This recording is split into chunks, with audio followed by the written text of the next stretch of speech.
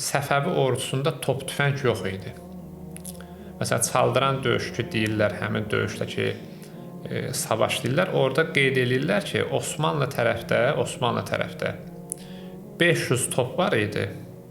Hətta orada say hesabı belə deyirlər də, Osmanlıda 100 min nəfər ordu var idi, 500 top var idi. Şah İsmayılda 40 min nəfər idi. Şah İsmayılın ordusunda top olmayıb, tüfəng yox idi onda.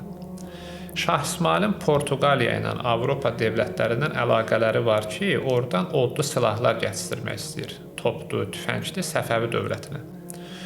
Portuqaliyalılar da Afrikanın bir növ cənubu ilə, ki, Portuqaliya donanması deyək də, o gəmiləri ilə Hind okeanına gələndə Səfəvilərin Hind okeanına çıxışını bağlayırlar. Yəni, onlar söz vermişlər ki, Səfəvi ordusuna top tüfəng gətirəcəklər, amma sözlərini əməl eləmədilər.